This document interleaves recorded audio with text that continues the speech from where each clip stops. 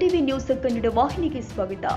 ಬೆಂಗಳೂರಲ್ಲಿ ರಾಜಕಾಲುವೆ ಕಾಮಗಾರಿಗಳ ಟೆಂಡರ್ನಲ್ಲಿ 2,000 ಕೋಟಿ ಅವ್ಯವಹಾರವಾಗಿದೆ. ಇದರಲ್ಲಿ ಡಿಸಿಎಂ ಡಿಕೆ ಶಿವಕುಮಾರ್, ಮಾಜಿ ಸಂಸದ ಡಿಕೆ ಸುರೇಶ್ ಕೈವಾಡವಿದೆ ಎಂದು ಶಾಸಕ ಮುನಿರತ್ನ ಆರೋಪಿಸಿ ರಾಜ್ಯಪಾಲರಿಗೆ ದೂರನ್ನ ಕೊಟ್ಟಿದ್ದಾರೆ. ವರ್ಲ್ಡ್ ಬ್ಯಾಂಕ್ನಿಂದ 2,000 ಕೋಟಿ ಸಾಲ ಪಡೆದು Star Infratech, Ramalingam construction, Tirumalagiri construction, RNS construction ಹಾಗೂ ಬಿಎಸ್ಆರ್ ಕನ್ಸ್ಟ್ರಕ್ಷನ್ ಕಂಪನಿಗಳಿಂದ ದೊಡ್ಡ ಮೊತ್ತದ ಕಮಿಷನ್ ಪಡೆದು ಟೆಂಡರ್ ಕೊಡಲಾಗಿದೆ. ಹೀಗೆ ಒಟ್ಟು 16 ವರ್ಕ್ ಆರ್ಡರ್ಗಳನ್ನು ಈ ಕಂಪನಿಗಳ ಗುತ್ತಿಗೆದಾರರಿಗೆ ಟೆಂಡರ್ ಕೊಟ್ಟಿದ್ದಾರೆ. ಕೆಟಿಟಿಪಿ ಕಾಯ್ದೆ ನಿಯಮಗಳನ್ನು ಉಲ್ಲಂಘನೆ ಮಾಡಿ ದೊಡ್ಡ ಕಂಪನಿಗಳಿಂದ 400 ಕೋಟಿ ರೂಪಾಯಿ ಕಮಿಷನ್ ಪಡೆದು ಟೆಂಡರ್ ಕೊಡಲಾಗಿದೆ. ಇದರ ಟೆಂಡರ್ ಅನ್ನು ಅನರ್ಹ ಕಂಪನಿಗಳಿಗೆ ಕೊಡ್ತಾ ಇದ್ದಾರೆ. ಇದರ ಹಿಂದೆ ಡಿಕೆ ಬ್ರದರ್ಸ್ ಕೈವಾಡವಿದೆ ಎಂದು ಆರೋಪಿಸಿದ್ರು. ಹೀಗಾಗಿ ಈ ಅಕ್ರಮವನ್ನ ಇಡಿ ಅಥವಾ ಸಿಬಿಐ ಮೂಲಕ ತನಿಖೆ ನಡೆಸಬೇಕು ಅಂತ ಆಗ್ರಹ ಮಾಡಿದ್ದಾರೆ. ಹಗರಣದ ಬೆಂಗಳೂರು ಉಸ್ತುವಾರಿ ಸಚಿವರು ನೇರವಾಗಿ ಡಿಕೆ ಶಿವಕುಮಾರ್ ಮತ್ತೆ ನಮ್ಮ ಬೆಂಗಳೂರು ನಗರದ ತೆರಿಗೆ ಹಣನ ಮತ್ತೆ ಸಾಲ ತಂದು ಈ ರೀತಿ ಭ್ರಷ್ಟಾಚಾರ ಮಾಡೋದು ತಡೆಗಟ್ಟಬೇಕು ಅಂತ ಇವತ್ತು ನಾನು ರಾಜ್ಯಪಾಲರಿಗೆ ದುಡ್ಡು. ರಾಜಕೀಯ ವೈಷಮ್ಯ ಇದ್ದಿದ್ರೆ ನಾನು ಸುಮ್ಮನೆ ಇದ್ಬಿಡ್ತಾ ಇದ್ದೆ. ಬೆಂಗಳೂರು ನಗರದ ತೆರಿಗೆ ದುಡ್ಡು ಬೆಂಗಳೂರು ಇವತ್ತು 10 ವರ್ಷ ಹಿಂದೆ ಹೋಗಿದೆ. ಬೆಂಗಳೂರು ಇವ್ರು ಯಾವ ಉಸ್ತುವಾರಿ ಸಚಿವರು ಯಾವತ್ತಾದ್ರೂ ಅಲ್ಲಿಂದ ನೀವು ದಿನಗಳು ನೋಡ್ಕೊಂಡ್ ಬನ್ನಿ. ಅಪಾರ್ಟ್ಮೆಂಟ್ಸ್ ಕಟ್ಟೋರು ಆಂಧ್ರಗೋಡ್ ಹೋಗ್ತಾವ್ರೆ, ಬಿಲ್ಡರ್ಗಳು ಯಾರು ಇಲ್ಲ, ಭ್ರಷ್ಟಾಚಾರ 1-2 ಅಲ್ಲ, ಮುಂದಿನ ದಿನಗಳಲ್ಲಿ ಇನ್ನೊಂದು ದೊಡ್ಡ ಹಗರಣ ಇದೆ. ಅದೇನಾದ್ರು ಆಗೋಗ್ಬಿಟ್ರೆ ಬೆಂಗಳೂರಿನ ದೇವರೇ ಕಾಪಾಡ್ಬೇಕು. ಇವತ್ತು ಇದನ್ನು ತಡೆಗಟ್ಟಿದ್ರೆ 400 ಕೋಟಿ ಉಳಿಯುತ್ತೆ ನಮ್ಮ ಸರ್ಕಾರಕ್ಕೆ. 20/2/2025 ಒಂದು ವರ್ಲ್ಡ್ ಬ್ಯಾಂಕ್ ಲೋನ್ಗೆ ಸಂಬಂಧಪಟ್ಟಂತೆ 2,000 ಕೋಟಿ ಇದರಲ್ಲಿ ಒಂದು ಅವ್ಯವಹಾರ ನಡೀತಾ ಇದೆ. ಕೆಲವು ಗುತ್ತಿಗೆದಾರರನ್ನ ಶಾಮೀಲಾಗಿ ಸರ್ಕಾರದ ಹಣನ ಲೂಟಿ ಮಾಡಕ್ ಹೊರಟಿದ್ದಾರೆ. ಇದನ್ನ ತಡೆಗಟ್ಟಬೇಕು ಅಂತ ಹೇಳಿ ಇಡಿ, ಲೋಕಾಯುಕ್ತ ಮತ್ತೆ ಸಿಬಿಐಗೆ ನಾನು ದೂರು ಕೊಟ್ಟಿದ್ದೆ. ಅದಾದ್ಮೇಲೆ ಒಂದು ಟೆಂಡರ್ ನೋಟಿಫಿಕೇಶನ್ ಬರುತ್ತೆ. ಟೆಂಡರ್ ನೋಟಿಫಿಕೇಶನ್ ಏನಿರುತ್ತೆ, 2,000 ಕೋಟಿಗೆ ಟೆಂಡರ್ ಕರೀತಾರೆ. 2,000 ಕೋಟಿಗೆ ಟೆಂಡರ್ ಕರೆದಾಗ ಡಿಕೆ ಶಿವಕುಮಾರ್, ಡಿಕೆ ಸುರೇಶ್ ಅಧಿಕಾರಿಗಳನ್ನ ಮನೆ ಕರೆಸ್ತಾರೆ, ಗುತ್ತಿಗೆದಾರಗಳನ್ನ ಮನೆ ಕರೆಸ್ತಾರೆ.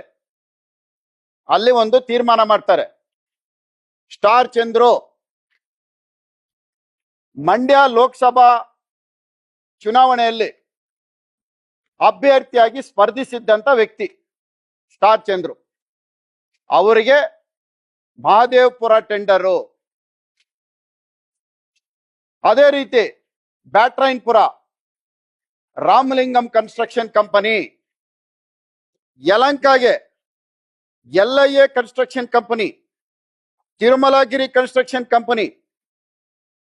ಅದೇ ರೀತಿ ಎಲ್ಲಾ ಕಡೆನೂ ಇವರು ಹೇಳ್ತಾರೆ, ನೀನು ಇವನಿಗೆ ಸೆಕೆಂಡ್ ಲೋಯೆಸ್ಟ್ ಹಾಕು, ನೀನು ಟೆಂಡರ್ ಇವನಿಗೆ ಕೊಡು, ಅಲ್ಲಲ್ಲೇ ಮ್ಯೂಚುವಲ್. ಇದು ಮಾಡಿದಾಗ ರಾಜರಾಜೇಶ್ವರಿ ವಿಧಾನಸಭಾ ಕ್ಷೇತ್ರ ಮತ್ತೆ ಬೆಂಗಳೂರು ದಕ್ಷಿಣ ವಿಧಾನಸಭಾ ಕ್ಷೇತ್ರ, ಇದಕ್ಕೆ ಒಂದು ಗುತ್ತಿಗೆದಾರನ ಟೆಂಡರ್ ಕರಿಬೇಕು ಅಂದ್ರೆ ಅವನಿಗೆ ಒಂದು ಕ್ವಾಲಿಫಿಕೇಶನ್ ಇರುತ್ತೆ. ಇವನು ಯಾವ ಕಾಮಗಾರಿಗಳು ನಿರ್ವಹಿಸಿರ್ಬೇಕು, ಇವನು ಯಾವ ಕಾಮಗಾರಿಗಳು ಮಾಡೋದಿಕ್ಕೆ ಅಂತ ಅರ್ಹತೆ ಇದೆ ಅನ್ನೋದು ಟೆಂಡರ್ ಕಂಡೀಷನ್ ಅಲ್ಲಿ ಇರಬೇಕು. ಇದು ಕೆಟಿಟಿಪಿ ಆಕ್ಟ್. ಇದು ಯಾರೇ ಟೆಂಡರ್ ಕರೆದ್ರು ನಮ್ಮ ರಾಜ್ಯದ ಟೆಂಡರ್ ಇದನ್ನೇ ಫಾಲೋ ಮಾಡ್ಬೇಕು. ಇದೇ ನಮಗೆ ಟೆಂಡರ್ ಕರೆಯೋದಕ್ಕೆ ಆಧಾರ, ಇದ್ರ ಮೇಲೆ ಹೋಗ್ಬೇಕು.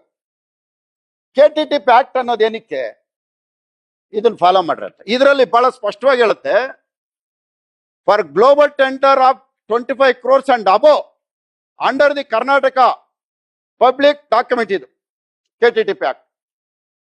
ಇದರಲ್ಲಿ 25 ಕೋಟಿ ಮೇಲೆ ಹೋದ್ರೆ ಗ್ಲೋಬಲ್ ಟೆಂಡರ್ ಕರಿಬೇಕು. ಒಂದೊಂದು ವರ್ಕ್ ಎಷ್ಟು ಗೊತ್ತಾ, 458 ಕೋಟಿ, 629 ಕೋಟಿ, 283 ಕೋಟಿ, 45 ಕೋಟಿ, 85 ಕೋಟಿ, 208 ಕೋಟಿ, 85 ಕೋಟಿ, 205 ಕೋಟಿ. ಎಲ್ಲಿ ಫಾಲೋ ಮಾಡಿದ್ದಾರೆ ಗ್ಲೋಬಲ್ ಟೆಂಡ್ರು? KTTP ಆಕ್ಟ್ ಉಲ್ಲಂಘನೆ ಆಗಿಲ್ವಾ? KTTP ಆಕ್ಟ್ ಅಲ್ಲಿ ಏನ್ ಹೇಳುತ್ತೆ ಅಂದ್ರೆ ರೂಲ್ಸ್ 2 ಕೋಟಿ ಮೇಲ್ ಹೋದ್ರೆ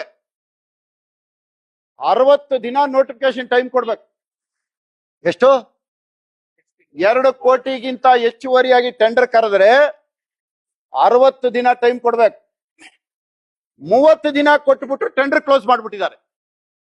30 ದಿನ, 60 ದಿನಾನೂ ಇಲ್ಲ, ಗ್ಲೋಬಲ್ ಟೆಂಡರು ಇಲ್ಲ. 2 ನಮ್ಮ ರಾಜ್ಯದ ಪತ್ರಿಕೆಗಳಿಗೆ ಹಾಕ್ಬಿಟ್ಟು ಇಷ್ಟು ಅವ್ಯವಹಾರ ಮಾಡ್ತಾ ಇದೆ. ಇವತ್ತು ಇದನ್ನ ತಡೆಗಟ್ಟಿದ್ರೆ 400 ಕೋಟಿ ಉಳಿಯುತ್ತೆ ನಮ್ಮ ಸರ್ಕಾರಕ್ಕೆ. 200 ಕೋಟಿ ಎಬೋ 200 ಕೋಟಿ ಬಿಲೋ. ಇಷ್ಟು ಇದುವರೆಗೂ ಬೆಂಗಳೂರು ನಗರದಲ್ಲಿ ಇಷ್ಟು ದೊಡ್ಡ ಮಟ್ಟದಲ್ಲಿ ಟೆಂಡರ್ಗಳನ್ನ ಕೈ ಹಾಕಿ ನೀನೇ ತಗೋಬೇಕು ಅಂತ ಹೇಳದಂತದ್ದು ಯಾರು ಇರಲಿಲ್ಲ. ಫಸ್ಟ್ ಟೈಮ್ ಇತಿಹಾಸದಲ್ಲಿ ನನಗೆ ಗೊತ್ತಿದ್ದು 40 ವರ್ಷದಲ್ಲಿ ಇದೆ ಫಸ್ಟ್ ಟೈಮ್ ಇಷ್ಟು ಅವ್ಯವಹಾರ ನಡೀತಾರೆ. ಕಾಂಟ್ರಾಕ್ಟರ್ನ ಮೊದಲೇ ಫಿಕ್ಸ್ ಮಾಡಿರೋಂಥದ್ದು ಇದೆ ಫಸ್ಟ್ ಟೈಮ್. ಹಾಗಾಗಿ ಇವತ್ತು ನಾನು ಇದನ್ನ ರಾಜ್ಯಪಾಲರಿಗೂ ದೂರು ಕೊಟ್ಟಿದ್ದೇನೆ. ಇದಕ್ಕೆ ಸಂಬಂಧಪಟ್ಟಂತೆ ಹಿಂದೆ ED, CBI, ಲೋಕಾಯುಕ್ತ ಕೊಟ್ಟಿದೆ. ಈಗ ಮಂಗಳವಾರ ಈ ರೀತಿ ರಾಜ್ಯ ಸರ್ಕಾರದಲ್ಲಿ ಒಂದು ಅನ್ಯಾಯ ಆಗಿದೆ, ಗ್ಲೋಬಲ್ ಟೆಂಡರ್ ಕರೀದೆ, ಇವರು ಲೋಕಲ್ 2 ಪೇಪರ್ ಅಲ್ಲಿ ಹಾಕಿ ಟೆಂಡರ್ ಕರೆದಿದ್ದಾರೆ ಅಂತ ಹೇಳಿ ನಾನು ಇದನ್ನ ಕೋರ್ಟ್ಗೂ ಗಮನಕ್ಕೂ ತರ್ತಾ ಇದ್ದೇನೆ. ವಿತೌಟ್ ಡಾಕ್ಯುಮೆಂಟ್ಸ್ ನಾನು ಯಾವುದೋ ಒಂದು ಆರೋಪನೂ ಮಾಡಲ್ಲ. ತಾಜಾ ಸುದ್ದಿಗಾಗಿ MTV ನ್ಯೂಸ್ 24/7ಗೆ ಸಬ್ಸ್ಕ್ರೈಬ್ ಮಾಡಿ ಮತ್ತು ಬೆಲ್ ಐಕಾನ್ ಅನ್ನು ಒತ್ತಿ. ತಪ್ಪದೇ ಲಿಂಕ್ ಶೇರ್ ಮಾಡಿ.